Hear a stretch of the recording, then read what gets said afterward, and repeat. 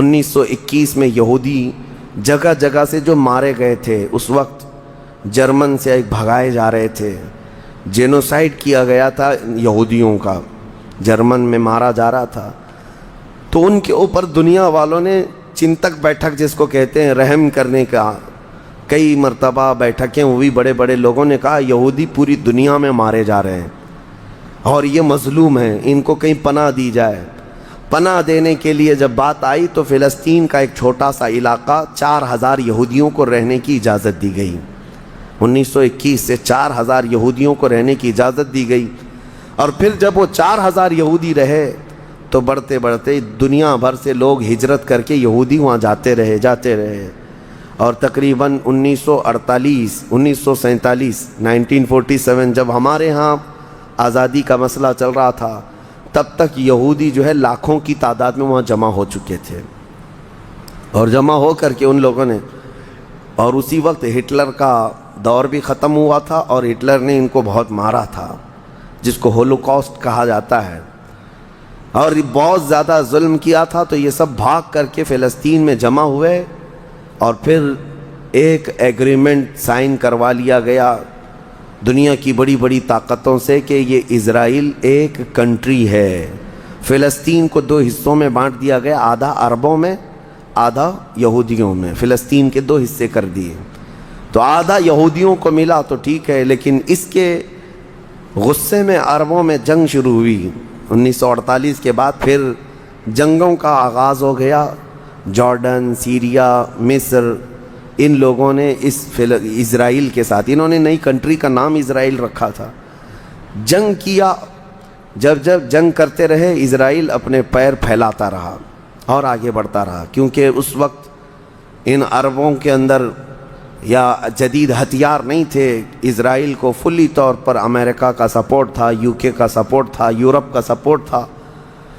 ان تینوں ملکوں کے ساتھ بڑی خوفناک جنگوں میں ان کو پیچھے ڈھکیل دیا گیا، بلکہ جو صحرائے سینا تھا مصر کا، وہ بھی اسرائیل نے قبضہ کر لیا۔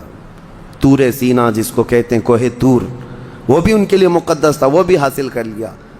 پھر اس کے بعد دوسری جنگ بھی ہوئی تھی مصر کی، تب مصر نے وہ علاقہ واپس لیا اور اسرائیل کو سمیٹنے کی کوشش کرتے رہے۔ 3 بڑی جنگوں میں ہوا یہ کہ جب جنگ ہوتی رہی، اسرائیل پھیلتا رہا۔ پھر 1978 کے قریب یا 75 کے آس پاس اسرائیل نے پورے طور پر فلسطین کا کنٹرول اپنے ہاتھ میں لے لیا، جس میں بیت المقدس بھی چلا گیا۔ یہ ہے تاریخ میں آدم علیہ السلام کے زمانے سے لے کر یہاں تک کی بتا رہا ہوں، مختصر جھلکیاں۔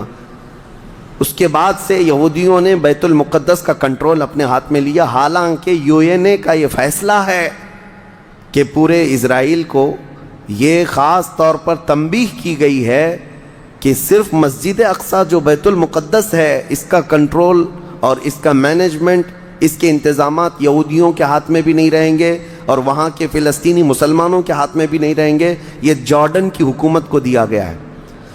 جارڈن کی حکومت، جس کو کسٹوڈین آف یہ کہا جاتا ہے بیت المقدس، وہ اس کے انتظام دیکھتی ہے، لیکن برائے نام ہے یہودیوں نے دھجیاں اڑا رکھی ہیں پورے دنیا بھر کے قوانین کی۔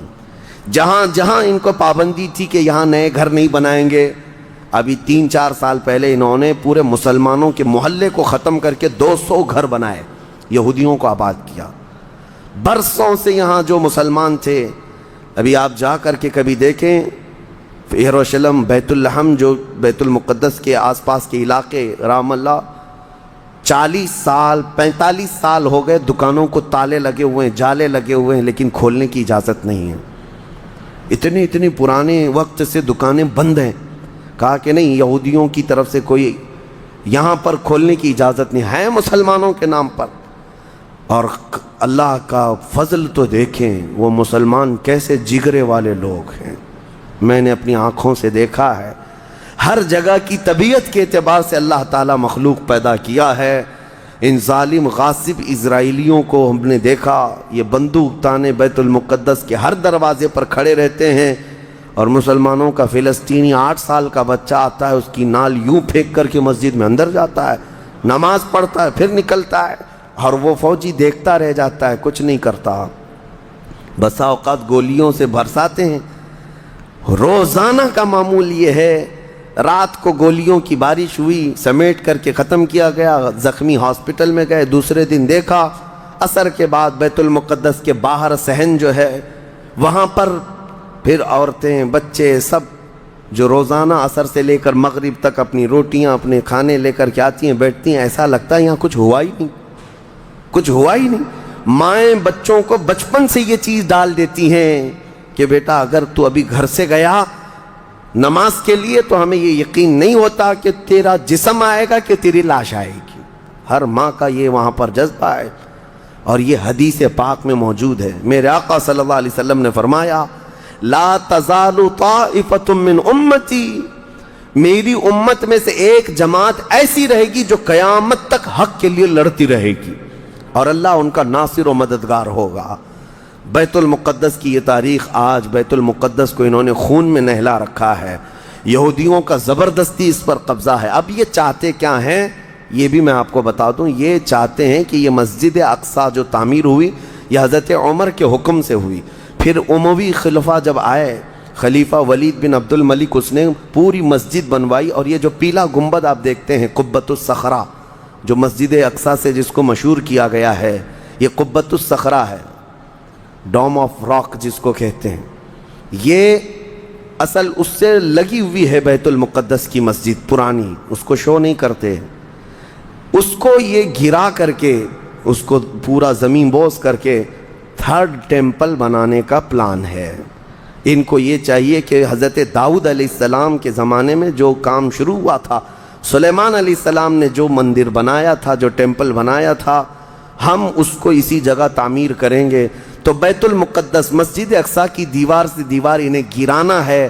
اس کے لیے یہ کیا کیا سازشیں کرتے رہے, کھدائی کرتے رہے کہ یہاں پرانا خزانہ ہے, فلاں چیزیں ہیں, ثبوت نکالنا ہے. کتنا دیواروں کو ہلانے کے لیے آرٹیفیشیل زلزلے لائے گئے, مصنوعی طور پر یہ زمین ارتھ کویک لائے گئے کہ مسجد اقصی گر جائے. لیکن اللہ کی مرضی جب تک چاہے. اب اگر حالات ایسی ہیں تو یہ مسجد اقصی کو گرا کر کے وہاں پر ایک تھرڈ ٹیمپل بنائیں گے جس کا پورا آرکیٹیکٹ ڈیزائن بھی انہوں نے ظاہر کر دیا ہے, نشر کر دیا ہے. کوئن بھی ایک جاری کر دیا ہے جس کو لے کر کے ان کے تھرڈ ٹیمپل کے اندر جائے گا, آئے گا. یہ 2017 کی بات میں بتا رہا ہوں. پوری تیاریاں کر لی گئی ہیں. اب دیکھا گیا ہے کہ مسلمان ہر جگہ سے سوئے ہوئے ہیں, اب کوئی بھی اٹھتا نہیں ہے. عربوں کے منہ میں تو انہوں نے اپنی زبان رکھ دی ہے. عرب اب بولنے کے قابل نہیں رہ گئے. اور بغل کے جو دیش لڑے تھے پہلے, مصر, سیریا, جارڈن, آج ان کی حالت کیا ہے؟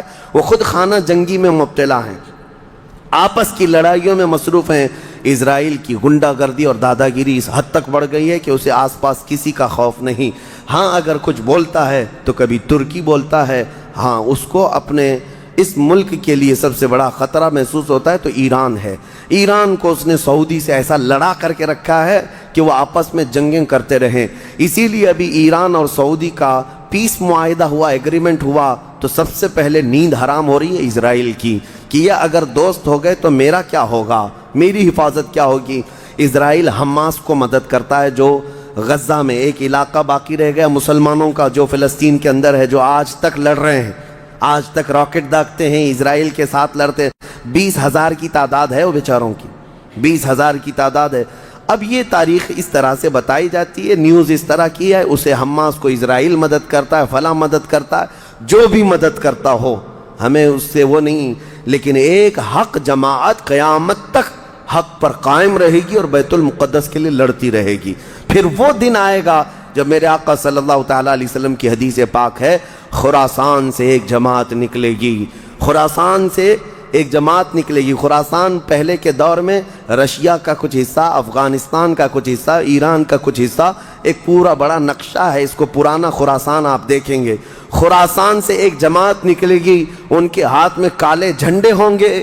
میرے آقا نے فرمایا وہ اتنی تیزی سے نکلیں گے کہ دنیا کی بڑی سی بڑی طاقت ان کا راستہ نہیں روک سکے گی, اور وہ سیدھے جھنڈے لے جا کر کے بیت المقدس میں نصب کریں گے اور پھر اسلام کا پرچم وہاں سے بلند کیا جائے گا. یہ قیامت کے قریب ہونا ہے. اب میں اس بات پر اپنی گفتگو ختم کرتا ہوں. دعائیں تو ہیں کہ اللہ تعالیٰ بیت المقدس کو آزاد کرے، لیکن یہودی جتنے دن ناچتے رہیں گے، دندناتے رہیں گے، ایک دن آنا ہے دنیا اوپر سے نیچے ہو جائے، نیچے سے اوپر ہو جائے، مگر میرے مصطفیٰ کا فرمان ہو کر رہے گا انشاءاللہ، اور غلبہ اسلام آ کر رہے گا.